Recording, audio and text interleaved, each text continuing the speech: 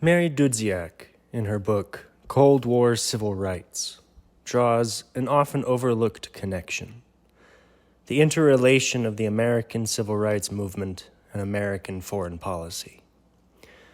Frequently, when historians recount the struggles of the 1940s to the 60s, they tend to view the domestic sphere of American politics in isolation.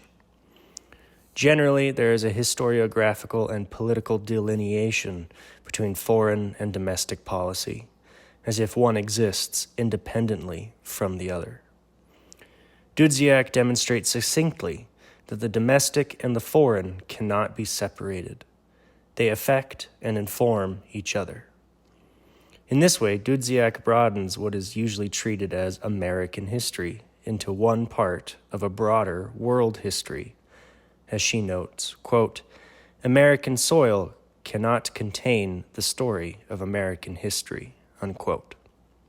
Dudziak skillfully demonstrates how civil rights and Cold War policies intertwined and shaped each other.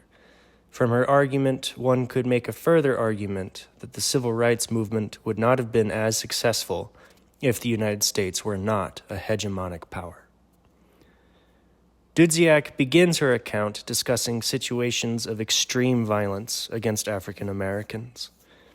Some of these cases constitute mob violence and lynchings, as in the cases of George Dorsey, Maceo Snipes, and Emmett Till. Extrajudicial murder motivated by racial animosity. Other instances of extreme lethal violence came from the agents of the state itself, as with Jimmy Wilson and Isaac Woodard, let alone the viciousness of Bull Connor. Police brutality to maintain order, in actuality to maintain a racial hierarchy. While these scenes, police dogs and fire hoses, torches and hoods, are familiar to Americans, Dudziak notes that not only were Americans paying attention, the world was also watching. Newspapers in Ethiopia and Ghana, as well as Burma and Switzerland, sociologists in Sweden, Dutch and Indian diplomats, ambassadors from Chad, officials from Nigeria, and ultimately the Nobel Prize Committee. All of them were watching intently. Most importantly, for Dudziak's thesis and American policymakers, the Soviet Union was eagerly watching as well. The United States' mantle of leadership of the free world, as well as claiming to be a paragon of democracy to be emulated, these claims were fundamentally undermined by domestic race policies. This was not a new phenomenon. As Dudziak notes, America's racial problems factored into fascist propaganda during the Second World War. This aspect of the story integrates very well with Elizabeth Borgwart's A New Deal for the World. With the Atlantic Charter, the United States sought to construct a democratic, liberal, and American-dominated New World Order, constructed upon the foundations of liberty and human rights. Yet, these objectives were undermined by Jim Crow.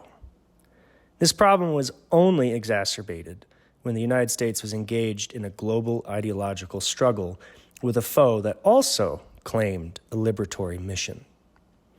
The Soviet Union eagerly watched American news of racial turmoil and incorporated it directly into their own propaganda. Courting the same blocs of newly independent nations, the Soviets openly challenged American claims of democracy by holding up a mirror. Thus, one can see a significant shift in the attitudes of American policymakers. Jim Crow was now no longer just an embarrassing relative. He was an active threat to national security.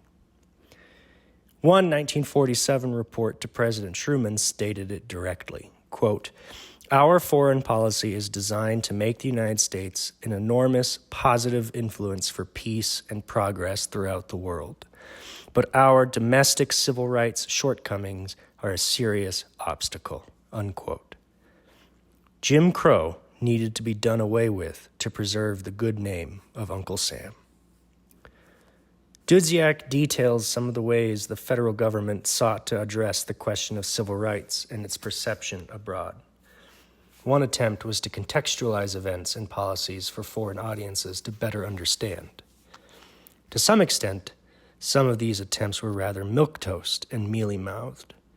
For instance, explaining that when the people who murdered Emmett Till were acquitted in Mississippi, while at the same time Florida sentenced a white rapist to life in prison, that both of these instances were examples of United States federalism seems to be hiding the ball.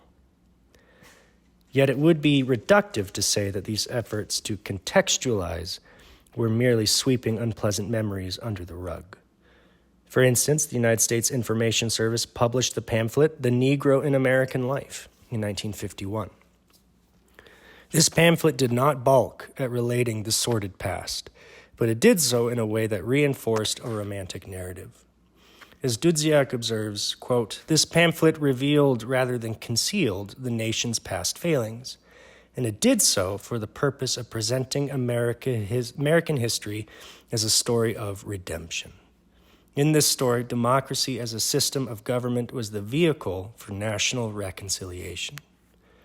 Yet, this kind of romantic narrative would mean little without practical effects." Beginning with Truman, many of the Cold War administrations pursued civil rights reform for three main reasons.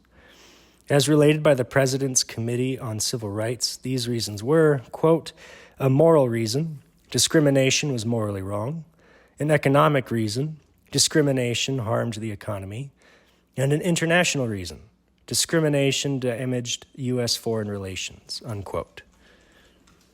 While different members of different administrations had varying degrees of commitment to the goal, the overall purpose was, quote, maintaining U.S. prestige abroad to safeguard democracy in other lands, unquote.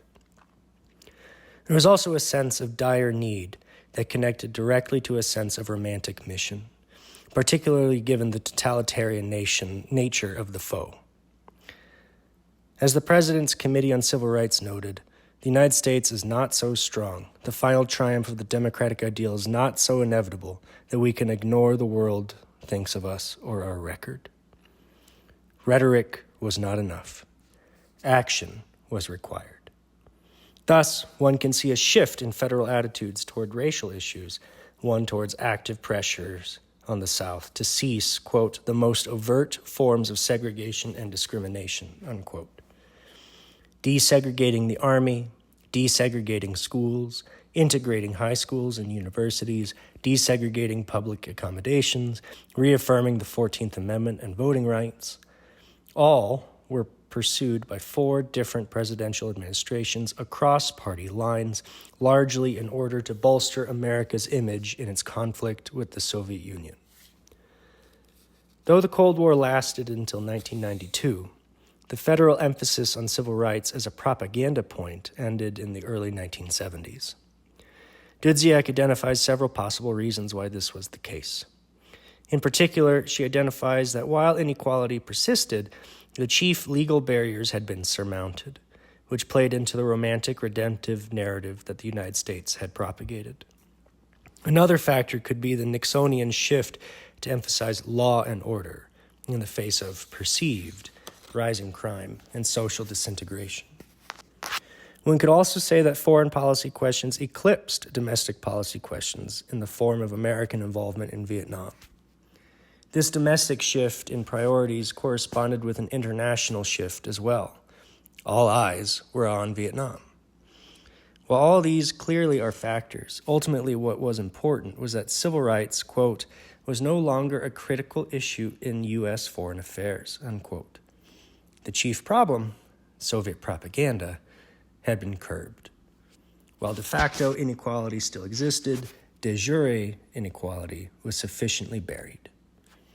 Dudziak clearly demonstrates the ways in which Cold War concerns impacted federal civil rights policies. International opinion in the context of an ongoing ideological struggle clearly impacted domestic policy. Yet, as Dudziak notes, this was a two-way street. As she notes, while the treatment of African Americans was deeply important in the eyes of developing nations, so too was American treatment of developing nations important in the eyes of African American voters. As Dudziak observes, quote, Kennedy courted the black vote by drawing upon his record of support for African independence, unquote. Mary Dudziak does a masterful job in demonstrating her thesis.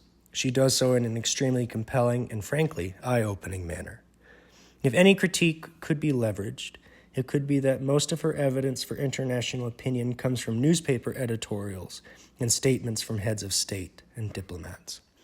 While this data is significant, it is mainly a reflection of elite, educated opinion and not necessarily the opinion of the public. In a way, it is reinforcing the state-centered historiography that Dudziak decries in her conclusion. Regardless of that critique, Dudziak does a superb job in demonstrating her thesis.